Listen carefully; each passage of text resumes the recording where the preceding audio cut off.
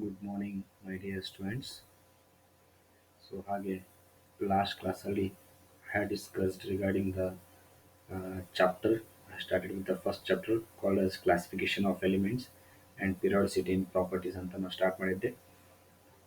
So initial ಆಗಿ ನಾವು ಸ್ವಲ್ಪ ಬೇಸಿಕ್ನ ಡಿಸ್ಕಸ್ ಮಾಡಿದ್ವಿ ಎಲಿಮೆಂಟ್ಸ್ ಬಗ್ಗೆ. ಸೊ ಎಲಿಮೆಂಟ್ಸ್ನ ಹೆಂಗೆ ಡಿಫೈನ್ ಮಾಡ್ತೀವಿ.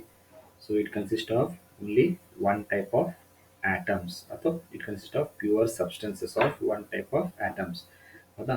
ಸೊ ಅದಕ್ಕೆ it is defined as elements. So ಅದು ತಕ್ಕಂಗೆ we also have defined elements can be classified into three different types like metals, non-metals ಹಾಗೂ ಮೆಟಲಾಯ್ಡ್ಸ್. ಸೊ ಕೆಲವೊಂದು ಎಕ್ಸಾಂಪಲ್ಸ್ ನೋಡಿದ್ವಿ. ಹಾಗೆ ಕ್ಯಾರೆಕ್ಟರಿಸ್ಟಿಕ್ಸ್, ಸೊ ಯಾವ ಒಂದು ಪ್ರಾಪರ್ಟಿ ಇದ್ರೆ ಮೆಟಲ್ಸ್ ಅಂತೀವಿ, ಯಾವ ಒಂದು ಪ್ರಾಪರ್ಟೀಸ್ ಇದ್ರೆ ನಾನ್ ಮೆಟಲ್ಸು, ಯಾವ ಒಂದು ಪ್ರಾಪರ್ಟೀಸ್ ಇದ್ರೆ ಮೆಟಲಾಯ್ಡ್ಸ್. ಸೊ ಮೆಟಲಾಯ್ಡ್ಸ್ ಅಂದರೆ the elements having properties of both metals and non metals. So this is all which we have discussed in the last class. So in a continuation ಮಾಡುವಂಥ ಈ ಕಾನ್ಸೆಪ್ಟ್ಸ್ನ. So last ಕ್ಲಾಸಲ್ಲಿ ನಾನು ಹೇಳಿದ ಹಾಗೆ so Dobereiner's triad, right. So ಇದ್ರ ಬಗ್ಗೆ discuss ಮಾಡ್ತೀನಿ ಅಂತ ಹೇಳಿದ್ದೆ. So will start with the concept called as Dobereiner's triads. So Dobereiner's triad ಅಂದರೆ ಡಾಬರ್ನಿಯರ್ ಅನ್ನೋದು ಒಂದು ಸೈಂಟಿಸ್ಟ್ ಹೆಸರು.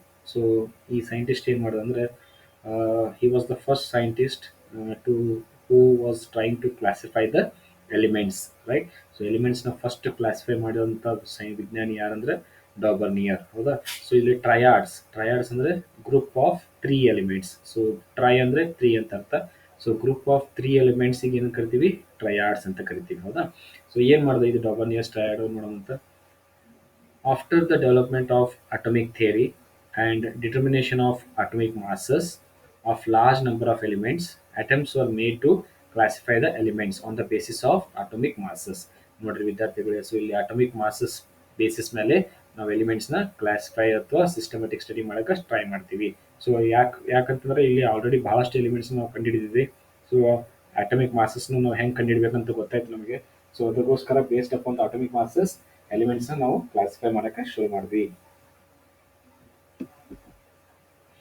ಈಗ Dobereiner was the first to correlate the properties of elements with their atomic masses. So he was the first scientist who tried to classify the elements based upon their atomic masses. In 1863, Dauvergne classified the elements into group of three elements. Note with that ಭಾಳ important. ಏನು ಮಾಡ್ದ ಡಾಬರ್ನಿಯರ್ ಅಂದರೆ ಅವನು ಮೂರು ಎಲಿಮೆಂಟ್ನ ಒಂದು classification ಮಾಡ್ದ. So ಅದಕ್ಕೆ ನಾವೇನು ಕರಿತೀವಿ, ಟ್ರಯಾಡ್ಸ್ ಅಂತ ಕರಿತೀವಿ. ಈ classified the elements into group of three elements such that three elements had similar properties and the atomic masses of the middle element was the arithmetic mean of atomic masses of the first and third element. So the group of such three elements were called as triads. So ವಿದ್ಯಾರ್ಥಿಗೆ ಏನಂತಂದ್ರೆ ಈ statement ಅರ್ಥ ಏನಂತಂದ್ರೆ ಡಾಬರ್ನಿಯರು group of three ಎಲಿಮೆಂಟ್ಸ್ನ ತಗೊಂಡು ಅದಕ್ಕೆ ನಾವು group of three ಎಲಿಮೆಂಟ್ಸ್ಗೆ ಏನು ಕರಿತೀವಿ, ಟ್ರಯಾಡ್ಸ್ ಅಂತ ಕರಿತೀವಿ, ಹೌದಾ. ಸೊ ಈಗ ಯಾವ ಗ್ರೂಪ್ ತ್ರೀ ಎಲಿಮೆಂಟ್ಸ್ ಯಾವ ತ್ರೀ ಎಲಿಮೆಂಟ್ಸ್ನ ಚೂಸ್ ಮಾಡ್ಕೊಂಡ, ಯಾವ ಎಲಿಮೆಂಟ್ಸ್ ಪ್ರಾಪರ್ಟೀಸ್ ಸೇಮ್ ಇರುತ್ತಲ್ಲ ಆ ಪ್ರಾಪರ್ಟೀಸ್ನ ಒಂದು ಕಡೆ ಗ್ರೂಪ್ ಆಫ್ ತ್ರೀ ಮಾಡ್ಕೊಂಡ. ಸೊ ಹಾಗಿದ್ರೆ ಆ ಗ್ರೂಪ್ ಆಫ್ ತ್ರೀ ಒಳಗೆ the mass of the middle element, so A B C ಅನ್ನೋದು ಮೂರು ಎಲಿಮೆಂಟ್ ಆದರೆ ಬಿ ದ ಮಾಸ್ ಏನಿರುತ್ತಲ್ಲ ದ ಅರ್ಥಮೆಟಿಕ್ ಮೀನ್ಸ್ ಅಂದರೆ ಅರ್ಥಮೆಟಿಕ್ ಮೀನ್ ಅಂದರೆ A plus C divided by two ತೊಗೊಂಡಾಗ ಎ ಪ್ಲಸ್ ಸಿ ಅಂದರೆ ಇಲ್ಲಿ ಏನು ತೊಗೋಬೇಕಿಲ್ಲಿ atomic mass of A plus atomic mass of C ಇವೆರಡು ಆ್ಯಡ್ ಮಾಡಿ ಡಿವೈಡ್ ಬೈ ಟೂ ಮಾಡಿದಾಗ ನಮ್ಗೆ atomic mass of element B ಸಿಗುತ್ತೆ. ಸೊ ಇದು ಈ ಮೆಥಡ್ ತೊಗೊಂಡು ಟ್ರೈ ಟು ಕ್ಲಾಸಿಫೈ. ಸೊ ಇಲ್ಲಿ ಉದಾಹರಣೆ ನೋಡುವಂತ ಇಲ್ಲಿ ಏನಾದ್ರೆ ಇಲ್ಲಿ ಉದಾಹರಣೆ ನೋಡಿ ಇಲ್ಲಿ ವಿದ್ಯಾರ್ಥಿಗಳು. ಸೊ ಇದು ಫಸ್ಟ್ ಟ್ರಯಾಡ್. ಸೊ ಯಾವ ಎಲಿಮೆಂಟ್ ತೊಗೊಂಡ, ಲಿಥಿಯಂ ತೊಗೊಂಡ, ಸೋಡಿಯಂ ತೊಗೊಂಡ, ಪೊಟ್ಯಾಷಿಯಂ ತೊಗೊಂಡ. ಸೊ ಇವು ಲಿಥಿಯಂ, ಸೋಡಿಯಂ, ಪೊಟ್ಯಾಷಿಯಂ ಎಲ್ಲವೂ they belongs to having the same property. Same property ಅಂತಂದರೆ all the three are metals. So ಎಲ್ಲನೂ ಒಂದು ಪ್ರಾಪರ್ಟಿ ಅಂದರೆ these all three are metals and each of them will lose one electron. So they are ready to give only one electron. So hence ಏನು ಮಾಡಿದೆ ಇದ್ರೊಳಗೆ atomic masses of ಯಾವ ತೊಗೊಂಡ, lithium 7 ಅದ, potassium 39 ಅದ. ಸೊ ಹೆಂಗೆ ಕಂಡು ಹಿಡ್ದವ, so 7 + 39 A plus C divided by two ತೊಗೊಂಡಾಗ ಏನು ಬರುತ್ತಲ್ಲ answer, that will the mass of the middle element. So ಹೇಳ್ಬೇಕಾದ್ರೆ ಡೆಫಿನೇಷನ್ ಹೆಂಗೆ ಹೇಳ್ತೀವಿ ನಾವು ಡಾಬರ್ನಿಯರ್ಸ್ ಟ್ರಯಾಡ್ದು, the when elements are arranged in a group of three, when elements are arranged in a group of three called triads, the mass of the middle element, the mass of the middle element is the sum and average of other two elements. So double triad ಅದೇನದ statement ಒಂದು ಸ್ವಲ್ಪ ನೆನಪು ವಿದ್ಯಾರ್ಥಿಗೆ ಏನಂತಂದ್ರೆ when a group of three elements called triads are arranged in increasing order of atomic masses, the mass of the middle element is the sum and average of the other two elements. So ನೋಡ್ರಿ, so mass of other two elements ಅಂದ್ರೆ ಯಾವ್ದಿಲ್ಲಿ lithium 7 ಅದ, potassium 39 ಅದ, ಎರಡು add ಮಾಡಿ divided by 2 ತಗೊಂಡಾಗ the mass of ನಮ್ಮ middle element ಸಿಗುತ್ತೆ. So ಅದರ ಎಷ್ಟು ಮಾಸ್ ಇಲ್ಲಿ 23 ಅದ. ಸೊ ಸೋಡಿಯಂ ಮಾಸ್ ನಮ್ಗೆ ಗೊತ್ತಿರೋ ಹಾಗೆ ಇಟ್ ಇಸ್ ಆಲ್ಸೋ 23. ಸೊ ಹಾಗೆ ಇನ್ನೊಂದು ಎಕ್ಸಾಂಪಲ್ ಅದ ಯಾವುದಂದ್ರೆ ಕ್ಯಾಲ್ಸಿಯಮು, ಸ್ಟ್ರಾನ್ಸಿಯಮು ಮತ್ತೆ barium. These are all bivalent cation. Bivalent cation ಅಂದ್ರೆ ಏನು? They are ready to give two electrons or they are ready to lose two electrons. So ಹಾಗಿದ್ರೆ ವಿದ್ಯಾರ್ಥಿಗಳು ಇರುವಾಗ ಮಾಸ್ ಆಫ್ ಸ್ಟ್ರಾನ್ಸಿಯಂ ಹೆಂಗೆ ಅಂತ ನಾವು ಕಂಡುಹಿಡಿಬಹುದು. ಇಲ್ಲಿ we know that calcium mass 40 ಅದ, ಸೊ ಬೇರಿಯಂ ಮಾಸ್ 137 ಅದ. ಎರಡು ಎವರೇಜ್ ತೊಗೊಂಡಾಗ ಎಷ್ಟು ಬರ್ತದೆ? 88.5. ಬಟ್ ಸ್ಟ್ರಾನ್ಸಿಯಂ ನಿಯರ್ ಬೈ 88.5 ಅಂದರೆ 87.6 ಅದ. So it is a nearest value. So ಇದು ಕೂಡ ಕನ್ಸಿಡರ್ ಮಾಡ್ಬೋದು. ಸೊ ಅದಕ್ಕೆ ಡಾಬರ್ನಿಯಸ್ ಟ್ರಯಡ್ ಒಳಗ ಡೆಫಿನೇಷನ್ ಹೆಂಗೆ ಬರಿಬೋದು ಅಂತಂದ್ರೆ ನಾನು ಇನ್ನೊಂದು ಸಲ ಹೇಳ್ತಿದ್ದೀನಿ. ಏನಂತಂದ್ರೆ when elements are arranged in a group of three, when N elements are arranged in a group of three, ಅದಕ್ಕೆ ಏನು ಕರಿತೀವಿ? ಟ್ರಯಾಡ್ಸ್.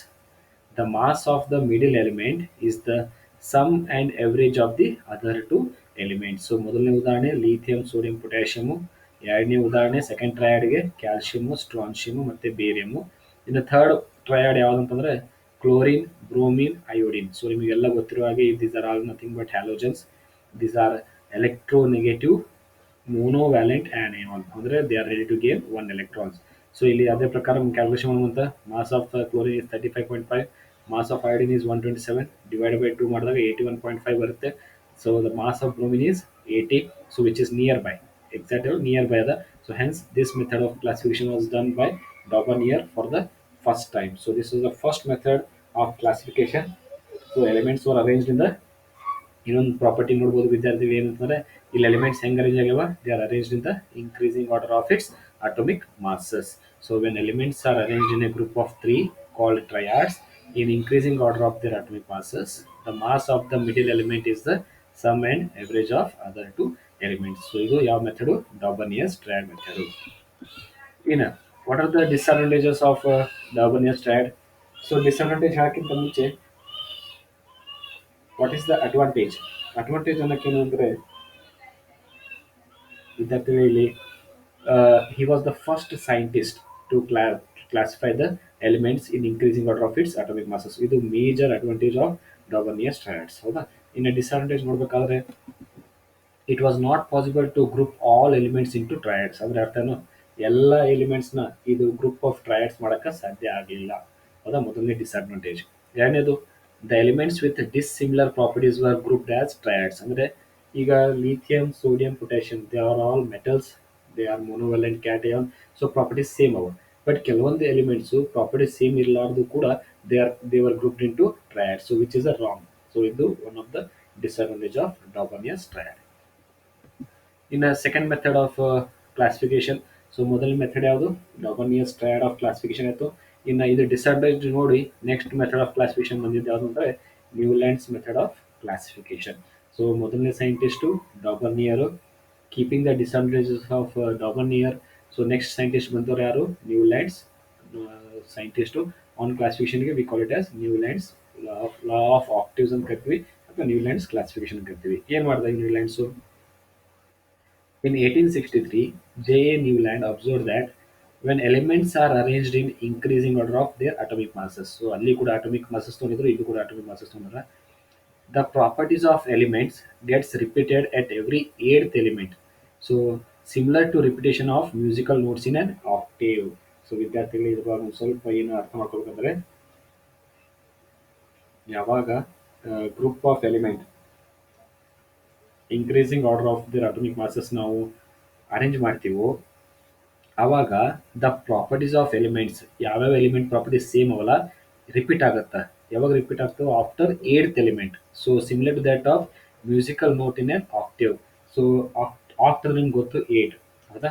ಸೊ ಮೊದಲನೇ ಎಲಿಮೆಂಟಿಗೂ ಮತ್ತು ಏಡ್ತ್ ಎಲಿಮೆಂಟಿಗೂ ಆ ಎರಡು ಎಲಿಮೆಂಟ್ ಪ್ರಾಪರ್ಟೀಸು ಸೇಮ್ ಇರುತ್ತೆ. So this is similar to musical note. ಹೆಂಗೆ ಮ್ಯೂಸಿಕಲ್ ನೋಟ್ ಸೇಮ್ ಆಗುತ್ತೆ ಸ್ವಲ್ಪ ನೋಡಿ. ಸೊ ಇದಕ್ಕೆ ಏನು ಕರಿತೀವಿ ಸ್ಟೇಟ್ಮೆಂಟಿಗೆ, this called as Newlands law of octaves ಅಂತ ಕರಿತೀವಿ.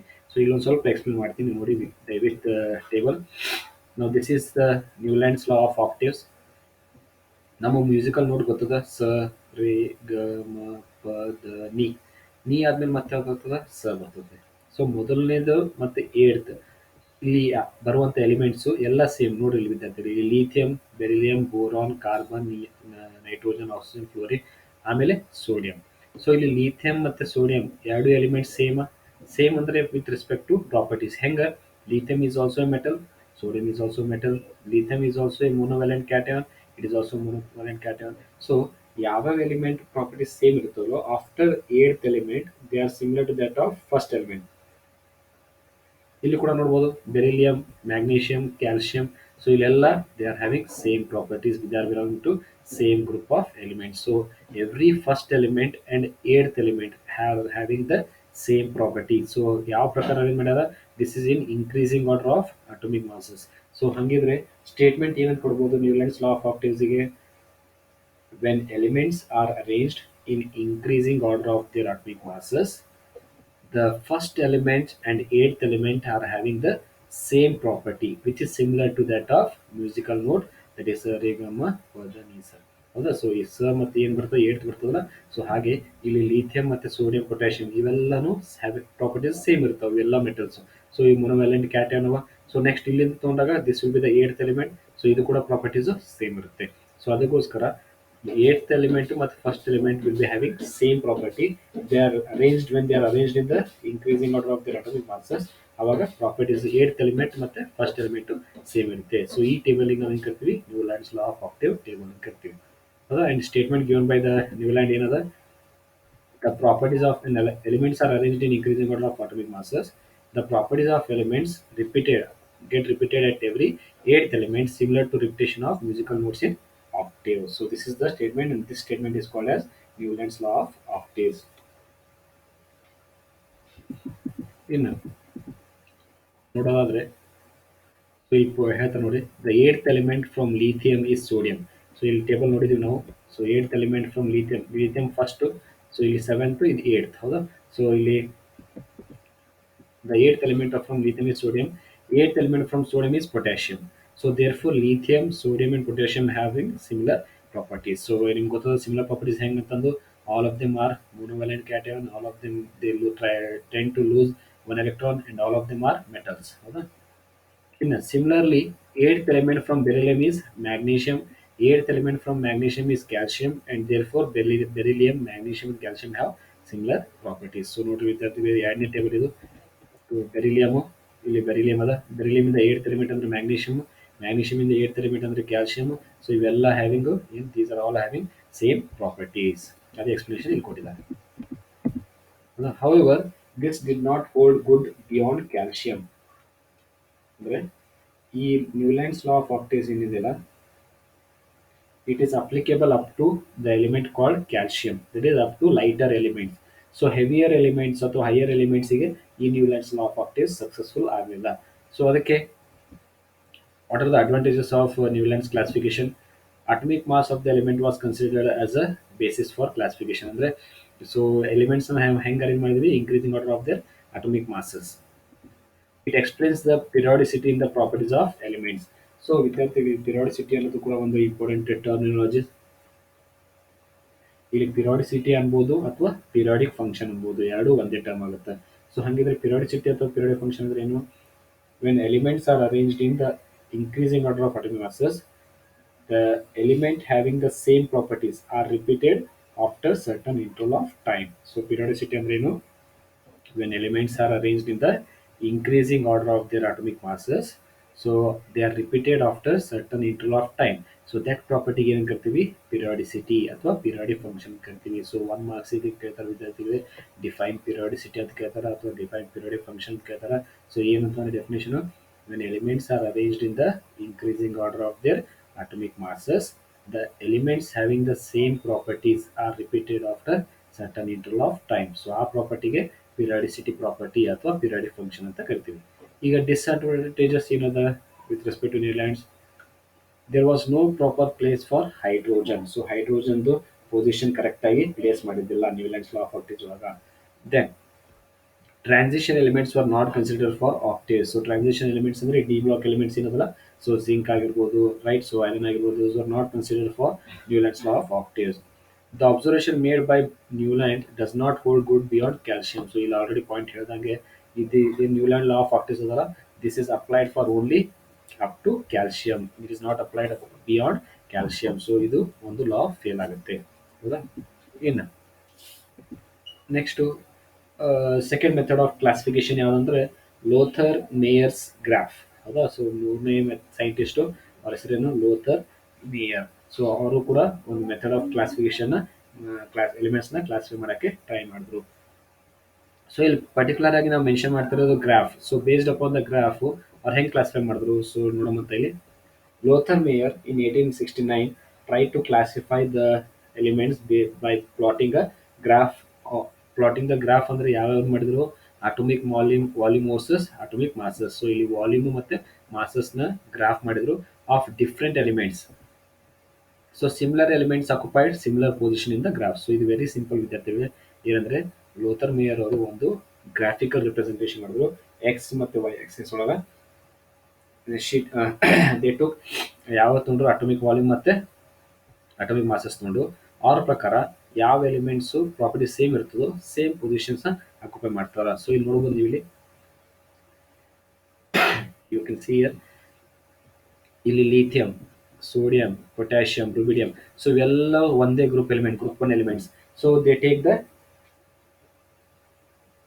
Same position.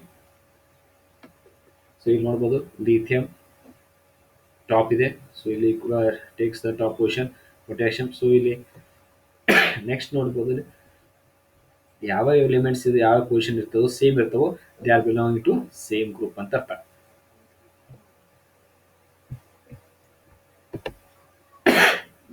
Okay, so next coming with respect to Mendeleev's classification. So ವಿದ್ಯಾರ್ಥಿಗಳೇ, ಮೆಂಡಲೀವ್ಸ್ ಕ್ಲಾಸಿಫಿಕೇಶನ್ ಹೋಗೋಕ್ಕಿಂತ ಮುಂಚೆ ಇಲ್ಲಿ ನೀವು ಇವತ್ತು ಮೂರು ಇಂಪಾರ್ಟೆಂಟ್ ಕ್ಲಾಸಿಫಿಕೇಶನ್ ಕಲ್ತ್ರಿ. ಒಂದು ಡಾಬರ್ನಿಯರ್ಸ್ ಟ್ರಯಾಡ್, ಎರಡನೇದು ನ್ಯೂಲ್ಯಾಂಡ್ಸ್ ಲಾ ಆಫ್ ಆಕ್ಟೇವ್ಸ್, ಮೂರನೇದು ಲೂಥರ್ ಮೇಯರ್ಸ್ ಗ್ರಾಫ್. ಇವು ಮೂರು ಕೂಡ very important methods of classification. So general ಆಗಿ ಇನ್ನೊಂದು ಸರ್ ಹೇಳಬೇಕಾದ್ರೆ ಡಾಬರ್ನಿಯರ್ಸ್ ಟ್ರಯಾಡ್ ಡೆಫಿನೇಷನ್ ಏನು ಹೇಳ್ತೀರಾ, when elements are arranged in the increasing order of their atomic masses. He took a group of three elements called triads. So the mass of the middle element is the sum and average of the other two elements. So ಇದು Dobernius triad. In Newland's law of octaves ಹೇಳಬೇಕಾದ್ರೆ when elements are arranged in the increasing order of atomic masses, the eighth element has the property similar to first element. So it's similar to that of the musical note. So that is called as Newland's law of octaves. In a Lothar Meyer's graphical representation ಒಳಗ when the graph is plotted, ಯಾವ್ಯಾವ ನಡುವೆ ನೋಡ್ರಿ, ಒಂದು atomic atomic number ಮತ್ತೆ atomic volume ಇವೆರಡು ನಡುವೆ plot ಮಾಡಿದಾಗ ಯಾವ ಎಲಿಮೆಂಟ್ ಪ್ರಾಪರ್ಟಿ ಸೇಮ್ ಇರುತ್ತೋ they occupy the same position. So same position ಒಳಗೆ ಆಕ್ಯುಪೈ ಆಯ್ತಂದ್ರೆ that is having the methods of classification of elements.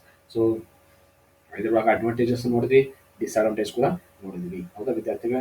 So ಇದ್ರೊಳಗ ನಿಮ್ಗೆ ಏನಾದರೂ ಡೌಟ್ಸ್ ಇದ್ರು ಕೂಡ you can just message me. So ಕೆಲವೊಬ್ರು ವಿದ್ಯಾರ್ಥಿಗಳು ಮಾಡ್ತಾ ಇದ್ದಾರೆ, ರಿಪ್ಲೈ ಮಾಡ್ತಾ ಇದ್ದಾರೆ. ಸೊ ನಾನು ಇಲ್ಲಿ ಕೆಲವೊಬ್ರು ವಿದ್ಯಾರ್ಥಿ ಕೇಳಿದ್ರು, ಸರ್ ನಾವು ನೋಟ್ಸ್ ಮಾಡಬೇಕಾಯ್ತು ಅಂತಂದು, no I will upload you with soft copy of the notes, ನೀವೇನು ನೋಟ್ಸ್ ಮಾಡೋದು ಬೇಕಾಗಿಲ್ಲ. ಸೊ ಆದರೂ ಕೂಡ ನಿಮಗೇನಾದರೂ ಡೌಟ್ಸ್ ಇತ್ತಂತಂದರೆ, right, so if you have any doubts you can just ask with respect to this doubts. So ಈಗ ಮೂರು methods of classification ನಾವು ಸ್ಟಡಿ ಮಾಡಿವಿ. ನಾನು ಲಿಂಕ್ ಕಳಿಸಿದಾಗೆ ಪ್ರತಿ ಸಲ ಹೇಳ್ತಿರ್ಬೇಕಾದ್ರೆ ಅಲ್ಲೊಂದು ಸಬ್ಸ್ಕ್ರೈಬ್ ಬಟನ್ ಇರುತ್ತೆ, ಹಾಗೂ ವಿತ್ ರೆಸ್ಪೆಕ್ಟ್ ಟು ಅದ್ರೊಳಗ ಲೈಕ್ ಬಟನ್ ಇರುತ್ತೆ. ಸೊ ಎಲ್ಲರೂ ಅದನ್ನು ಸಬ್ಸ್ಕ್ರೈಬ್ ಮತ್ತು ಲೈಕ್ ಮಾಡಿ, ಸೊ ದ್ಯಾಟ್ ನಾ ಯಾವಾಗ ಲಿಂಕ್ ಕಳಿಸಿದಾಗ ಇಟ್ ವಿಲ್ ಬಿ ಲಿಂಕ್ ನಿಮಗೆ ಬರುತ್ತೆ. ಓಕೆ, ಸೊ ವಿದ್ಯಾರ್ಥಿಗಳು with this will stop with today's class. So next class ಒಳಗೆ will study with respect to the important method of classification is called as Mendeleev's method of classification that we will see in the next class. Okay, so ಏನಾದ್ರು doubts ಇದ್ರೆ please message me. Thank you, have a nice day.